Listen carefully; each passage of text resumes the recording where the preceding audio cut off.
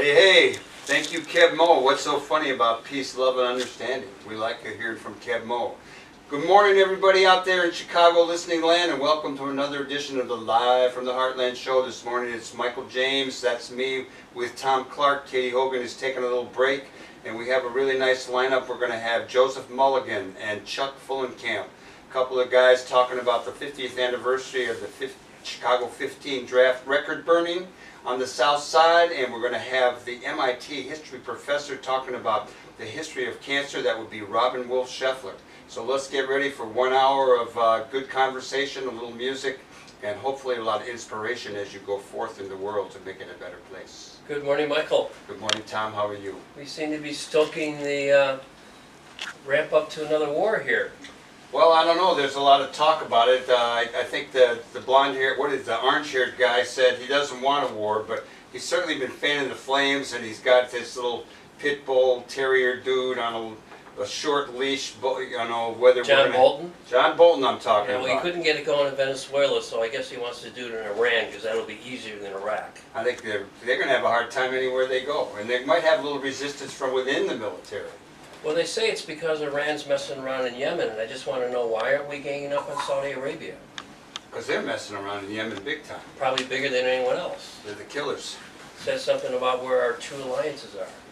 Yeah, it's. I hope people are paying attention to what goes on in the world, because it all comes back and affects us, and this is bad. And Trump is, he's on this whole tariff tear.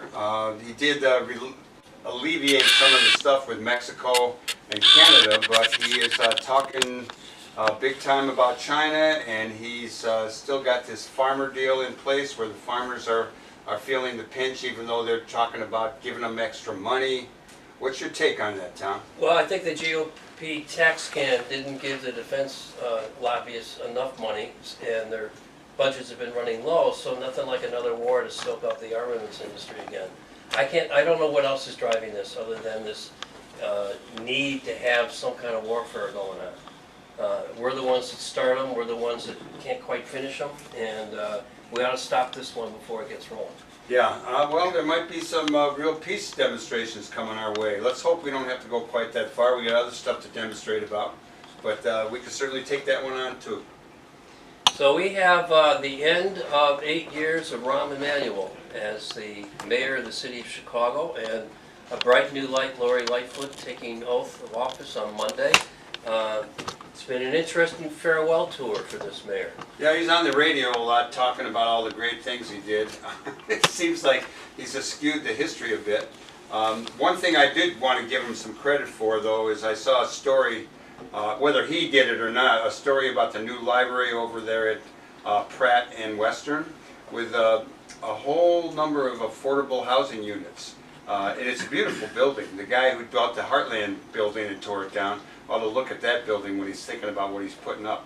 The city actually did 3 of these multi-use buildings, one on the west side, one on the south side, and one in West Ridge, or Northtown, depending on one's point of view.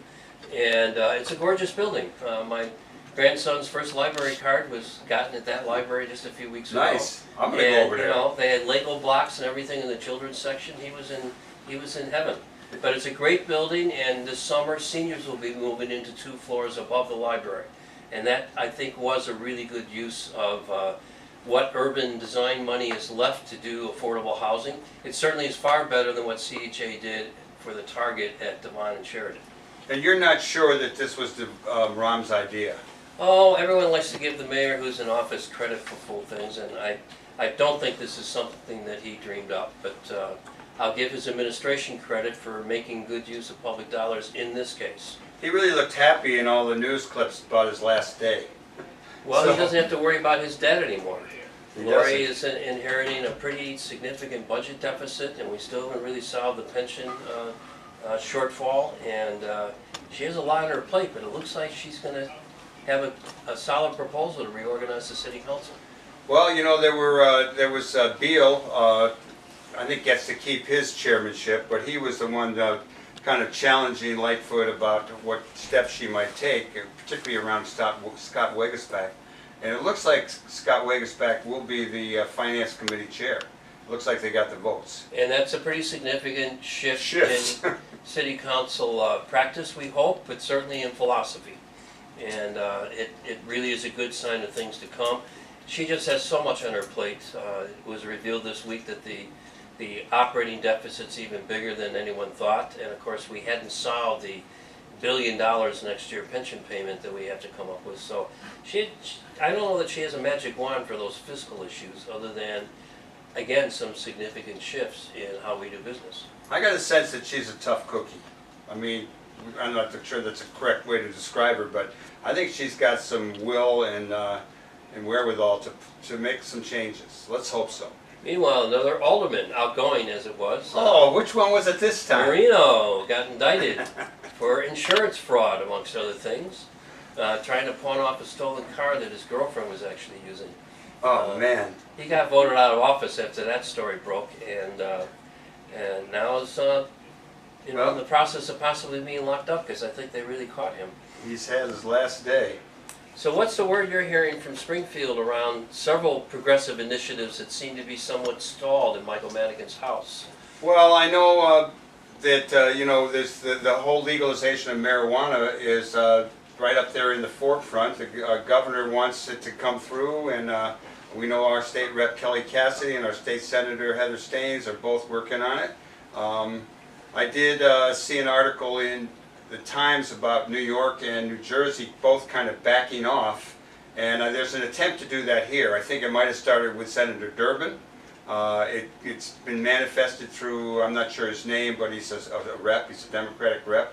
So they're just trying to slow it down. I'm not sure what their motivation is, if it's like moral, they don't like people smoking marijuana, they don't like medical marijuana, we'll see. But there certainly is a push in the state from the constituents as well as a number of the legislators to legalize the substance. With about 3 weeks left, if that much, depending on how they stretch the end of the month calendar, there's a lot of work for this General Assembly to still pull off. What are the other key issues? Well, there's no budget yet.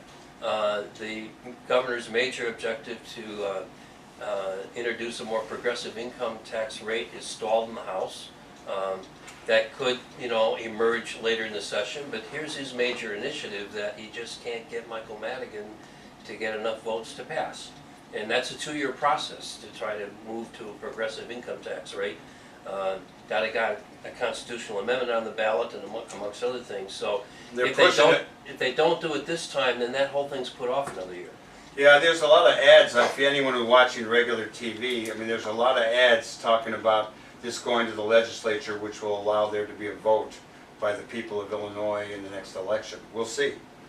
So a lot of different events going on. I just urge you to, as I do every week, check out Facebook for stuff happening in the neighborhood and around and about. But I want to remind people that my colleague here has opened a new gallery exhibit from his new book, Pictures from the Long Haul. This is a new venue in Rogers Park called the Electric Jungle in that booming Jarvis area, 1768 West Jarvis. You can stop by and see Michael James and his exhibit anytime today or tomorrow between 1 and 5. And that will be ongoing for at least a month. We'll see. It's quite an interesting place. John, the guy who owns it, he had the record store out in Logan Square, and he moved it. It's a fun place. People come in, digging through records, and he kept asking me for more pictures. He took all the stuff off his walls, and I kept running over there with more photos. So there's all kind of odd frames, odd sizes. A lot of my photographs are up, and there's a lot of plants, there's a lot of macrame, a lot of records. It's a fun scene. We'll be there from 1 to 5 both today and tomorrow. Hope to see some of you. You're listening to Live from the Heartland on WLUW Chicago, 88.7 FM. You can see all of our shows archived at youtube.com/heartlandmedia. And now a little tune from Lucy Smith. Oh, no. To be doing. That's from her CD Moving On, which is rich every cut. I want to introduce a couple of colleagues who are in town celebrating something that happened 50 years ago. And as we get talking about the Chicago 15 and the destruction of draft file records and what that means in 2019, I want to invite you to a day-long conference that's taking place today at DePaul that is both celebrating and looking back and, I guess, forward at what this whole draft board movement was back in the 60s and 70s. That's at DePaul University in the Richardson Library on the Lincoln Park campus, second floor meeting room, from about 10:30 to 5 today. And who am I talking about? Joseph Mulligan, a Jesuit who's been working in Nicaragua for the last 30-some years, and his colleague Chuck Fullenkamp. They were both part of the Chicago 15. And guys, why don't you set it up? What were you doing at 63rd and Western about 50 years ago this month?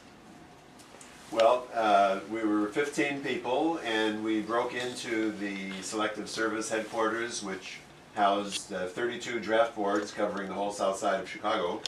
We broke in and removed a whole bunch of mountains of files and set them on fire in the lot behind the building. The reason we chose the south side of Chicago was for a message that we wanted to give, which was that the draft was systematically, it was disproportionately taking young men, in that case, from minority groups, blacks and Hispanics, to serve and die in Vietnam.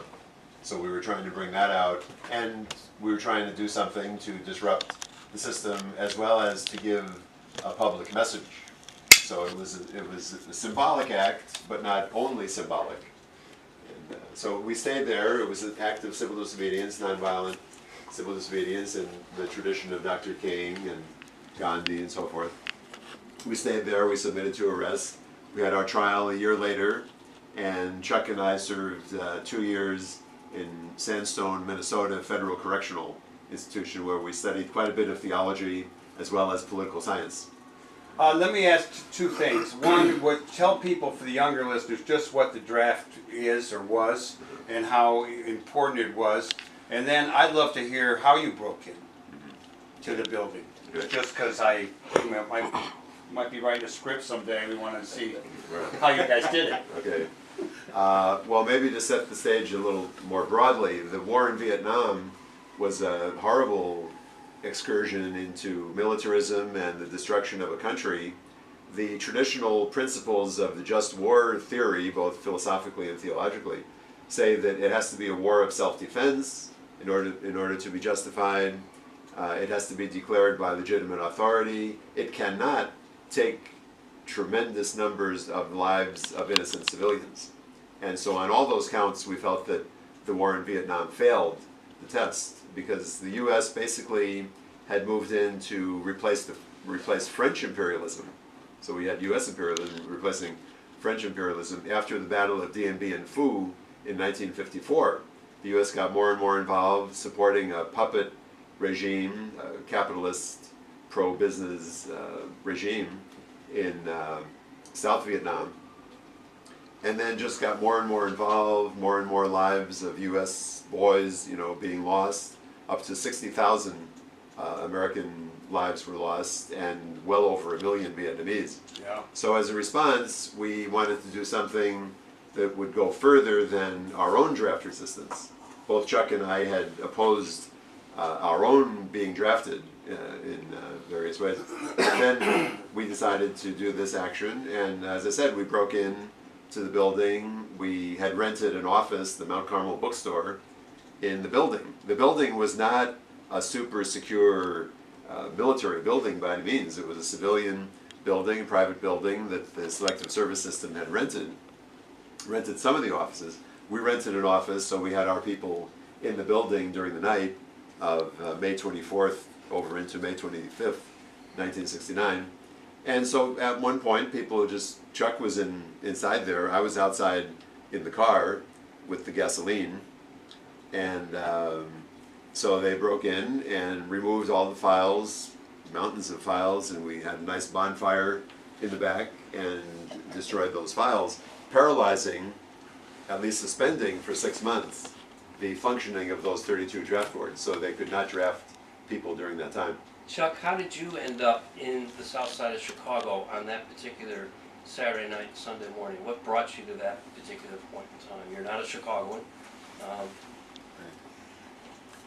Yeah, I'm from South Dakota. I had been in seminary for high school and college, and so I didn't have to deal with the draft until my senior year in college, I decided to leave the seminary, and I realized that immediately I was losing my deferment as my ministerial exemption, and I had a deferment until the end of my college. But I had taken summer school classes.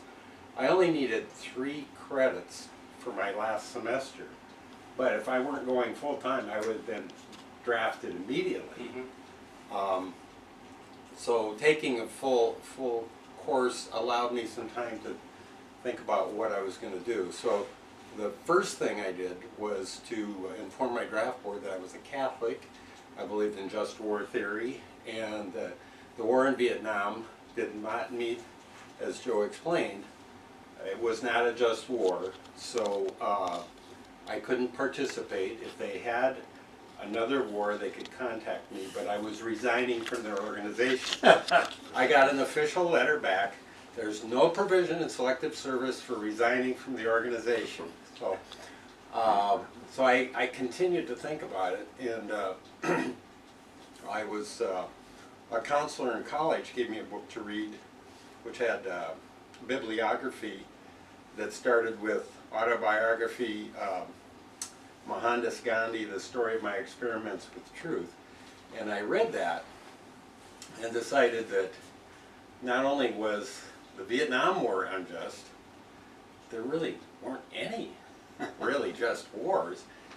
And to get an exemption for conscientious objection, you had to declare that you objected to war, quote unquote, war in any form, which previously I hadn't felt that way.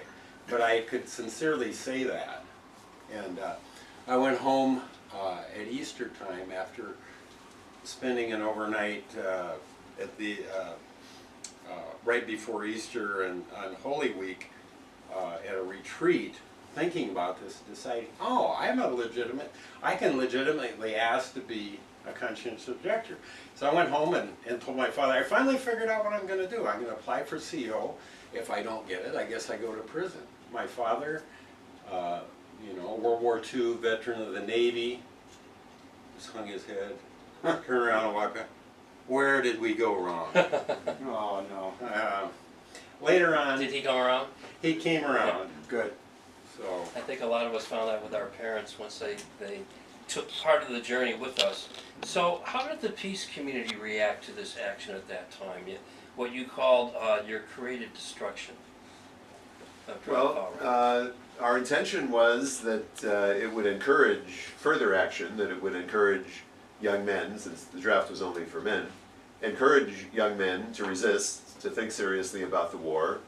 And we had committed an act which would result in our being imprisoned, and they would probably be imprisoned too if they resisted the draft, unless they got a conscientious objector exemption, as Chuck said.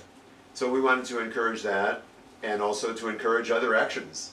We were out on bond for a year before the trial, which was here in Chicago in 1970, May, I think it was May of 1970. So during that time, I studied very little theology. In fact, I flunked miserably. I flunked a course, not the whole year, but I flunked a course on Matthew, St. Matthew. I had not done the work. We were going around, capitalizing, so to speak, on the moment, giving talks and seeing if people would be interested in doing that or similar kinds of things. So I would say the reaction was positive, and it encouraged people to do what they felt they really needed to do. Let me ask a question. Tom, you were involved in something like this. Was this before or after the action that Joe's talking about? The Four of Us action in Evanston in April '71 was a couple years after the Chicago 15, and we did take some cues from what you guys and gals did, including what didn't happen for you in the courtroom. One of your attorneys, Frank Oliver, was actually played a significant role in helping us form our defense strategy. I remember Frank. And it was interesting to use the expertise of an alleged Chicago mob attorney to develop our political strategy around a defense that might fly because you certainly had difficulty putting the war on trial, Right. as I experienced it, Right. as a mere freshman and sophomore in college at that time. But Kent State happened in the middle of your trial, which was a radicalizing moment for many of us who had kind of bought the just war theory. Within 2 years, I know, of my being in college, my framework totally shifted and changed to the point of doing hunger fasts at Niles College, being in the college seminary myself. So yes, there was a catalyst, I think, that groups like the Chicago 15 did in fact create for some of the others coming on after that. But I am curious, as you mark 50 years, what lessons do you find yourself thinking of today that might be pertinent to today's activists, including perhaps on the cusp of another Middle East war this time? There's no draft, but there is, I think, a pretty significant anti-war fervor in the land. Any advice you might share from your experiences 50 years ago or your activism since that you would like current activists to embrace? I've been thinking a bit about that. I think civil disobedience, militant nonviolence in the form of involving civil disobedience is a good tactic. I think it needs to be massive.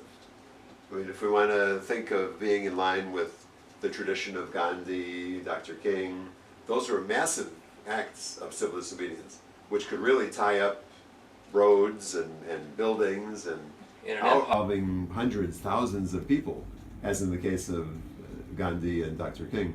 I think that would be more effective. You could have both. You could have the acts of individual resistance, dramatic acts, furthering the cause of a more massive movement.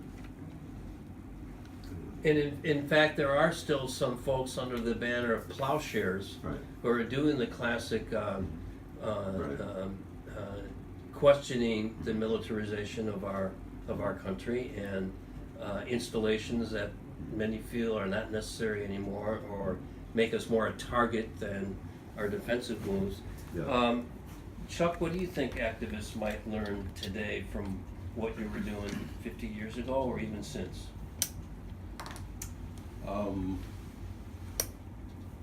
I guess the support of a community is critical, and I had been in Milwaukee and I actually started work as a conscientious objector doing alternate service. So instead of serving in the military, I was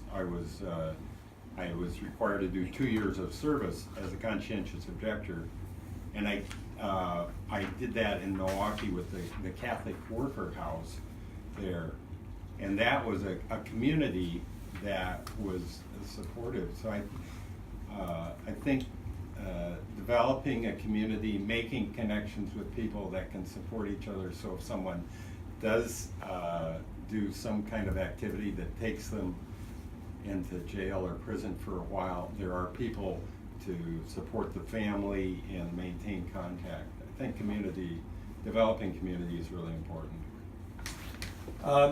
Let me ask, since you got your baptism, so to speak, when in the Chicago 15 destruction of draft files, where has life led you since then? What have you guys been involved with, and how does that relate to the general trend toward social justice?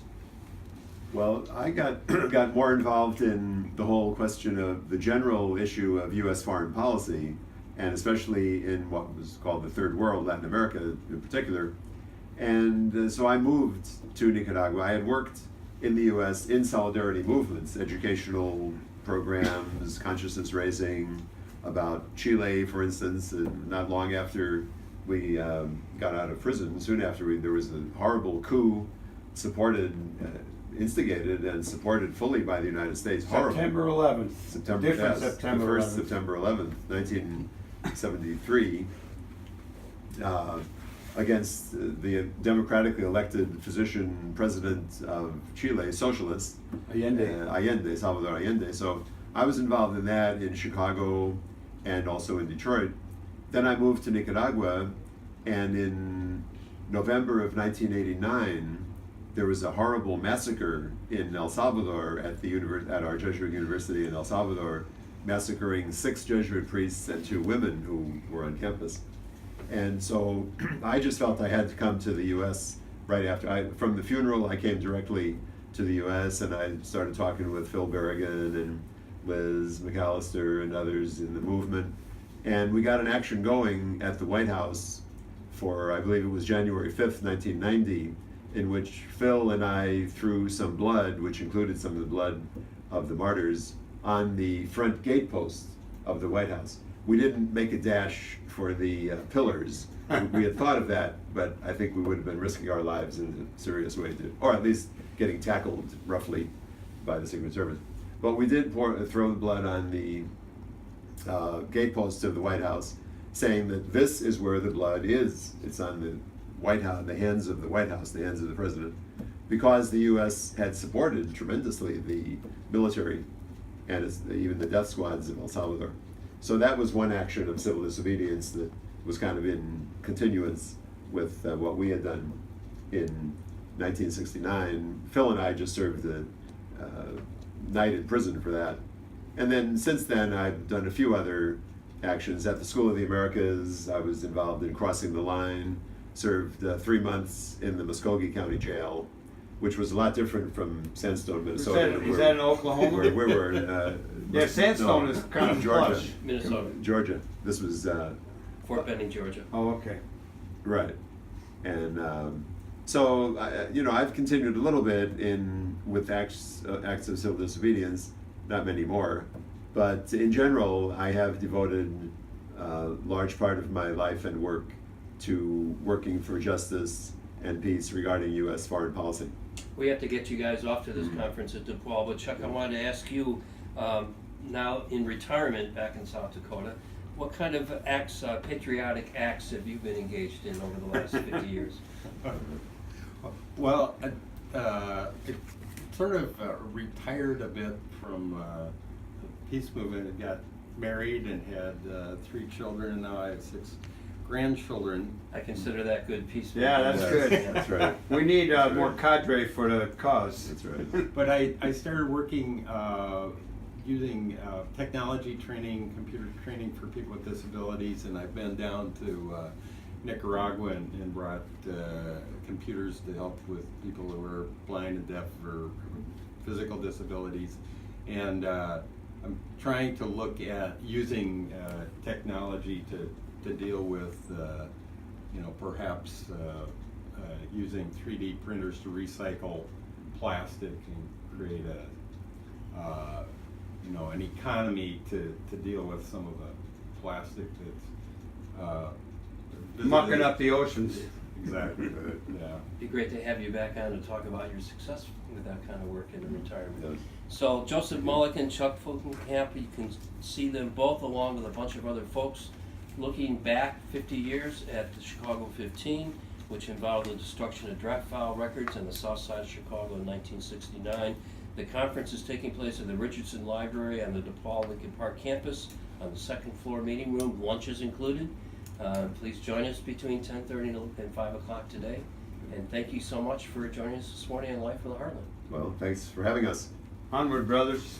Great to be here. You're listening to Life in the Heartland on WLUW Chicago 88.7 FM. Please like us on Facebook. And now a little bit of calming music.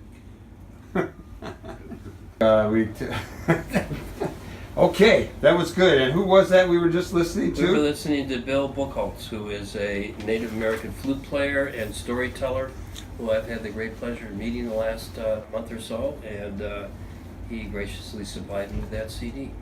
Very nice. And now I'd like to introduce our listeners to Robin Wolf Scheffler, a young fellow I've gotten to know through our family connections. And he was just a kid that I knew down there at University of Chicago for a while, visited, got to know my niece, Caitlin, and the next thing I know, he's teaching at MIT, and he has a book coming out, it just came out, called A Contagious Cause. Good morning to you. Good morning. So how does one become a cancer historian? That's a fair question. I started off being really interested in history and chemistry as distinct fields, and I sort of thought I was just going to have to give up on one of them. And at the end of college, I realized that a lot of the questions about how chemistry developed that I thought were interesting were things I could look at through the history of science, and started doing a bit of that and sort of tipped into doing the history of molecular biology, which I think is a really, the idea of telling the history of life and understanding it at a molecular level was something I thought was really cool. But then I realized that most of the grants being written to support that work were coming from the National Cancer Institute. And Wow. that didn't make a lot of sense to me because I sort of thought of cancer as a human disease, and all this molecular biology is happening in bacteria and viruses and things that seem really far away from human suffering. So what is cancer? That is a great question. It's a fearsome disease, and unfortunately, the more we know about it, the more it seems to sort of splinter. So, in the early 19th century, when they're trying to classify it using sort of tissue, they'd say cancer is like one type of abnormal cell, and very quickly they started to think maybe there's about 200 kinds of cancer based on the types of organs and tissues that the tumors would arise in. But now with precision medicine and genomics, people think that not only does each individual person have a genetically distinct type of cancer, but within a tumor there's actually, as many different types of cancer as there are tumor cells. So we're talking about billions of different types of potential cancer, which is why treating cancer is such a difficult thing to do, because it's not really one disease, it's always a disease that's sort of varying and changing so quickly. Is cancer on the rise? I know we have more people on the planet. Yeah. But is it going to continue to just increase? I think it depends where you look. So in the United States, fortunately, rates of cancer have begun to at least plateau, and public health officials think that's largely a function of doing really aggressive work against smoking. Because there's this huge number of lung cancer cases, unfortunately, and that bulge has died off in the United States, and with it, overall cancer rates have sort of slowed down. But if you look globally, a lot of countries are sort of, adopting sort of a U.S. lifestyle, which includes a lot of U.S. cigarettes, and cancer rates are on the rise in many other parts of the world. So overall, cancer is still on the rise, but part of it too is we need to be able to count cancer, and a lot of the new cases of cancer are happening in parts of the world that don't have the registries that we would depend on to even say a statement like cancer is going up or down. Are there cancers that are particularly blamed on 20th or 21st century lifestyles? Are we going to find the increase in breast cancer to be environmental rather than something else? Yeah, that's a And throw in food too, because that was And what diet, I was going to ask. The diet. Yeah. So it's, when you do the history of science, you have to think about sort of what's new and what's the same. What's cycling and what's moving forward. And when I decided I wanted to write a book about the history of cancer virus research, I had to look at the history of all other forms of causes of cancer. And that was one of the bleaker few months of my life, because I was just reading about every single possible theory of what could give me or somebody cancer. What did you eat while you were studying that? I was moving very like celery and mineral waters. No, but in all seriousness, the one thing I really... Where was the celery growing? Yeah, right. So the one thing I changed, but I've never been able to undo, is I was reading a study that a British epidemiologist put out in the 1920s. So back to like doing these cross-country comparisons of what types of cancer there are to get a sense of what lifestyle factors might cause cancer. And this British cancer scientist noticed that British and Japanese tea drinkers had very different rates of esophageal cancer. And the British, very self-serving British scientists decided the reason why the British had less esophageal cancer is because they always put a bit of cream in their tea and let it cool, whereas the Japanese custom was to drink the tea scalding hot. And I was trying to stay awake and read all this stuff, so I would I'd be brewing pots of coffee for myself, and I would be drinking it when it's scalding, and I've never been able to drink hot coffee ever since. But really, if you look at this issue of like what causes cancer, is it related to the conditions we live under? That's a question people have been asking for over 100 years.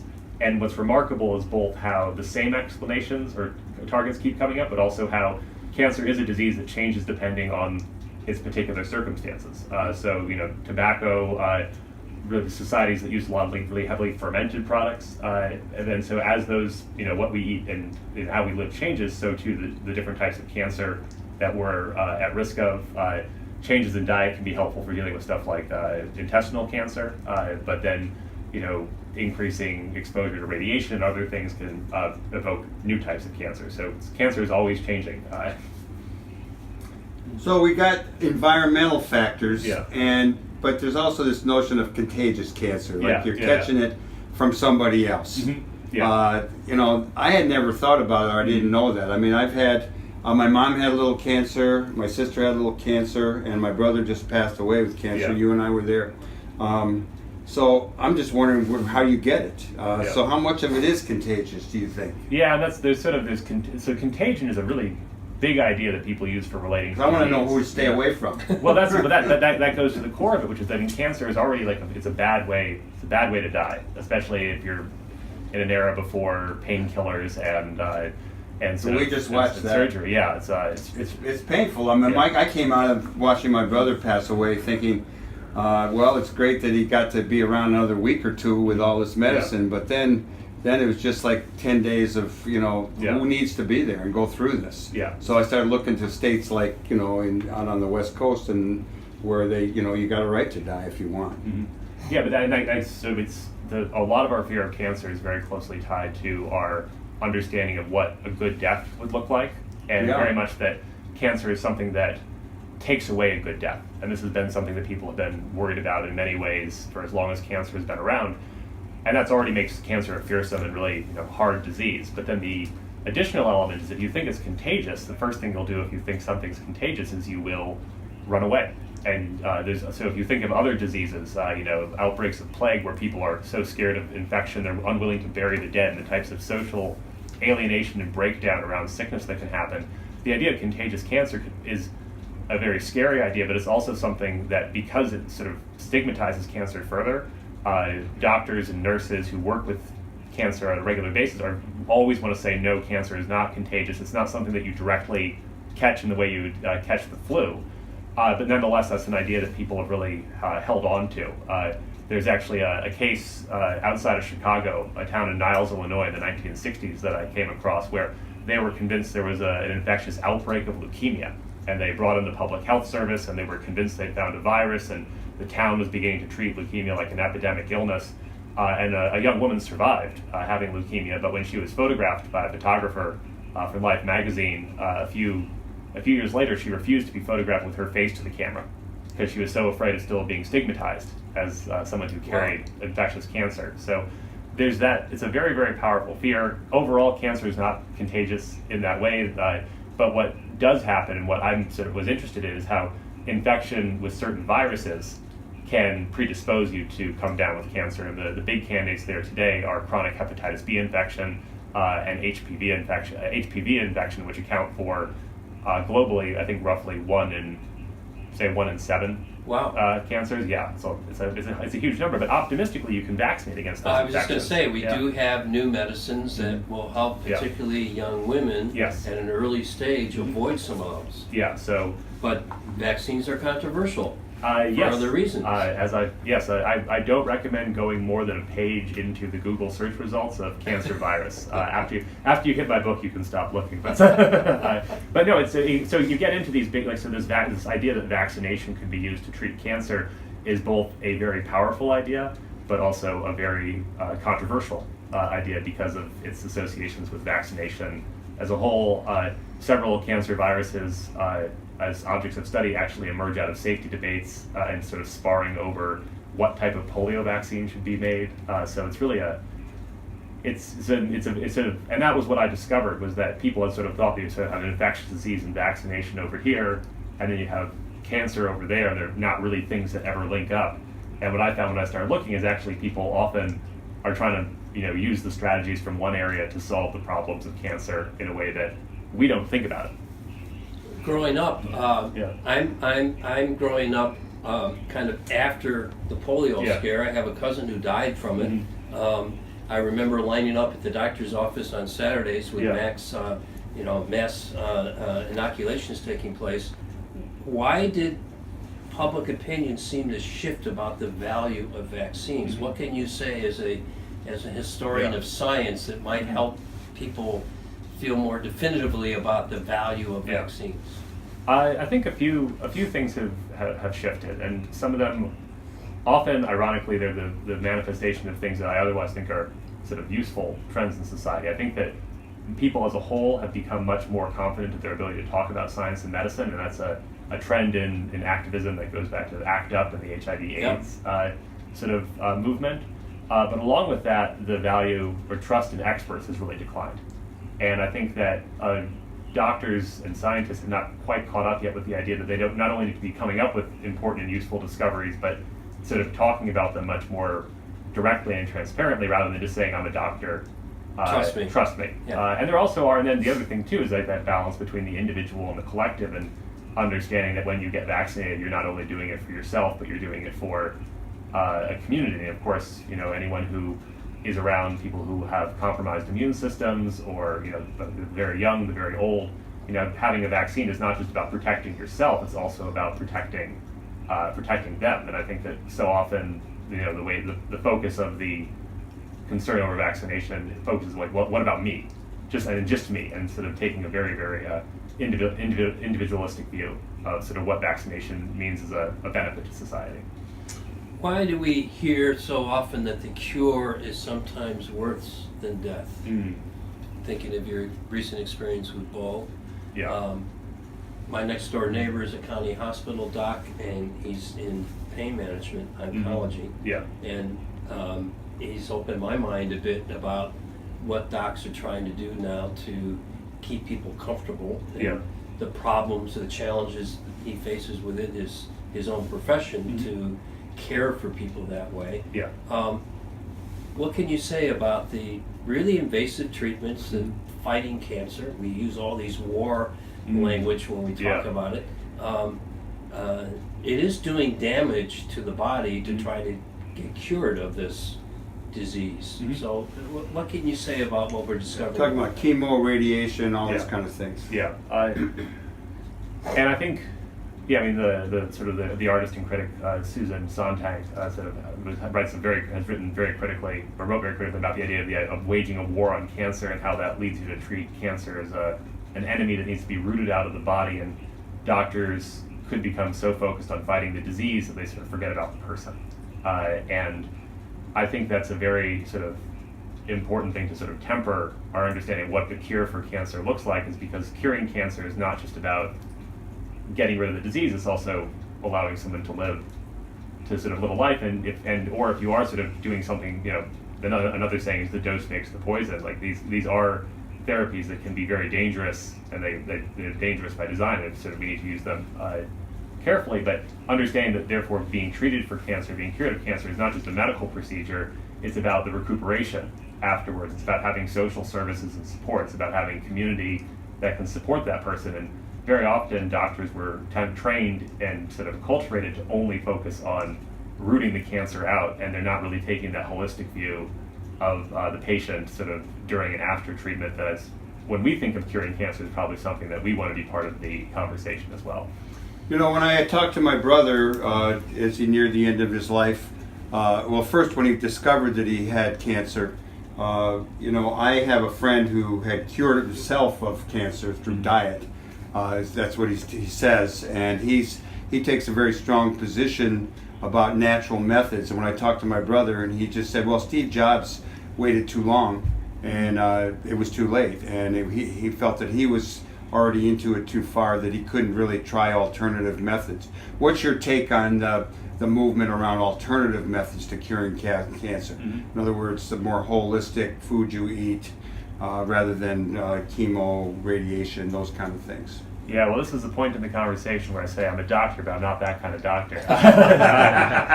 But I think the thing I find interesting is how the story of how we try to cure cancer is also a story of how we determine what works and what doesn't work, and the methods that we've developed for testing it. And so, like the idea of the randomized clinical trial as sort of the gold standard for deciding what works and what doesn't work, and that carries with it issues of what do you do when you can't quite fit the regimen that you want to prescribe into that. And that's been an ongoing issue. When chemotherapy drugs were first being tested, a number of doctors said on moral grounds that they didn't want to do a placebo, because they said, why am I going to not treat a patient? I need to sort of provide the best standard of care.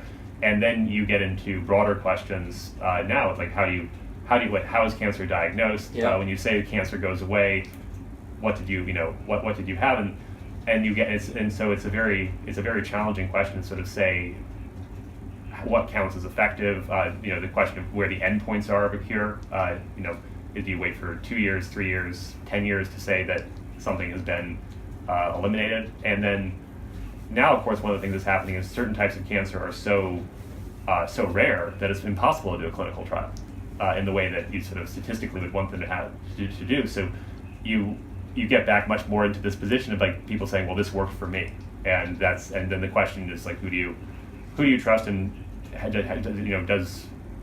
and then there's a very, very loaded and sort of difficult conversation that doctors have and patients have regarding this idea of delay. You said Steve Jobs waited too long, and that rhetoric of do not delay is a central part of how we've been trained to think about cancer. And that, once again, can often, without speaking too much about any particular treatment, there are plenty of cases where, upon further reflection, that rhetoric of do not delay has been dialed back to sort of less aggressive initial treatments. And that's something right now in terms of how aggressive to be around breast cancer, for example. There's a large amount of conflict that's been ongoing in terms of certain types of breast cancer, should they be operated on aggressively immediately, or can you take a wait and see attitude? And it gets tied up with this bigger question of fighting a war on cancer, our fear of the disease, and do we need to act now just out of that versus sort of seeing what happens? It seems like that's the case now with what we're learning about prostate cancer too. Yes. That sometimes waiting is a better strategy because of the way the disease develops. Yeah. You're suggesting that rather than a cure, we should be talking about managing the disease as one would manage a chronic ailment of some kind. Yeah. Is that where the thinking is shifting, or is that again depends on the cancer you're talking about? Unfortunately, it depends on the cancer, and originally the American Cancer Society was called the American Society for the Control of Cancer. So in the early 20th century, the idea of curing cancer wasn't something that was discussed. And I think that, there's plenty of people who want to cure cancer, and we have made great strides in surviving certain types of cancer. And others we've made, it's very much it's a house-to-house warfare type of situation. Like progress in one front doesn't translate as well as what we want it to. And I think then with certain type cancers today, there are those conversations of, is it something you can live with, or is it something that needs to be sort of directly and deliberately attacked? And there are certain types of cancer which are aggressive and need to be treated, and you can't just coexist with, but there are others that might be ones where a more restrained attitude, and especially too with new diagnostic tests. So you mentioned testing for prostate cancer, but now that we've got genetic tests for cancer, the idea of people going out and getting prophylactic surgery, so prophylactic mastectomy based on having a single gene, despite the fact they don't have cancer. That's what earlier when I was saying, like, where the disease is, and like having this new ability to diagnose the disease has actually made the target of what cancer is not only broader in terms of its diversity, but also longer in terms of its time and potential, like when we can say cancer starts. Robin Wolf Scheffler, this new book of yours, A Contagious Cause, The American Hunt for Cancer Viruses and the Rise of Molecular Medicine, published by the University of Chicago Press, just came out. It's touted as, kind of the first really look at this subject. What has been the response to your book, and how have you enjoyed your little book tour this beginning? It's been a lot of fun. Scholarship is such a solitary enterprise. You spend a lot of time just sort of with your own thoughts. And so it's really exciting to get out and share what I've learned, and it's something that I enjoy talking about. And so it's been a really positive experience. The response to so far has been very favorable. I'm doing an article with the journal, the Canadian Medical Association journal, that's going to come out sometime next month, and so I am sort of managing to talk to some doctors, and I'm going to sort of keep doing that up. But it's really, now that it's done, I've been working on it for so long that I'm just very happy to be sort of having it out there in the world and sharing it. So besides not drinking scalding coffee anymore, what are 2 or 3 things you've learned in your research that we should all be looking at doing to avoid cancer? Besides running marathons. So the biggest one, is do not smoke cigarettes.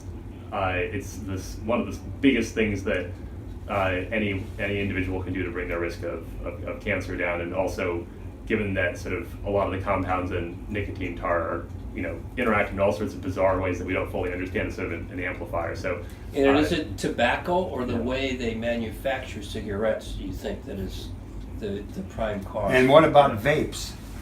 So vaping is something. So this is less of something that you can do at an individual level. But one of the things I've learned from the history of cancer is that there's knowing the science, which is important, but there's also knowing the institutions. And if a company tells you that their product is entirely safe, there might be some reason to sort of be a bit circumspect about it. Like, there are things that are safe, but there's also, we've seen that the playbook that tobacco companies set up around how to sort of cloud the truth is a playbook that other industries have more or less taken wholesale.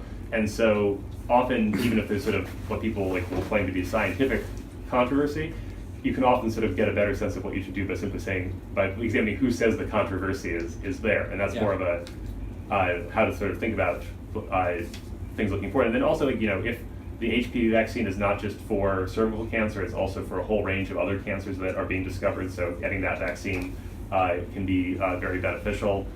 And then, minimize your exposure to the sun, use plenty of sunscreen. And, I don't do that. Yeah. I won't go too much into it because really, if you keep reading about the causes, you want to sort of lock yourself away. But then part of it too is that there are a few of the big ones that I've mentioned, like smoking, are really just not really terrible things to do from the perspective of increasing your risk of cancer. But many other things that are talked about is like increasing your risk. Actually drinking coffee might get a Proposition 65 warning in California. Bacon, egg, any of it. Those are the risk rhetoric is you need to put that in the context of if it triples your risk for getting cancer from something, what was the risk beforehand? Often your original risk was 1 out of 100,000. So if triple your risk, it's 1 out of roughly 33,000. That still seems maybe survivable. So now that you've conquered the history of cancer. What is your next project? What is your academic leaning take you? Your heart? What do you got planned besides having to be the dad of a new kid on the way? That's going to take up most of my time. But the question that I came out of this book with really is how do we understand cancer and how do we frame it as a problem, and therefore what do you do based on that understanding? And at the end of this book, I'd sort of been going to think a lot about biotechnology and how biotechnology understands disease and sort of how the business and commerce side works together with the research side. So the next book I'm thinking about is a book that I'm maybe going to call it Gene Town, which is looking at the growth of the biotech industry in Boston, and not only thinking about sort of the science and medicine behind it, but also how it gets involved in urban planning and responses to deindustrialization. And so once again, the back and forth, and that sort of comes out of the time I spent as a graduate student at Yale in New Haven, where they were trying to expand the cancer hospital, and they were bringing sick children into the board meetings, saying we need to build this new hospital to do research that's going to save lives. And the response from the people in the community who are going to get sort of displaced by the new building was this hospital isn't going to cure our kids. And so that broader idea that it's talking about cancer as a research problem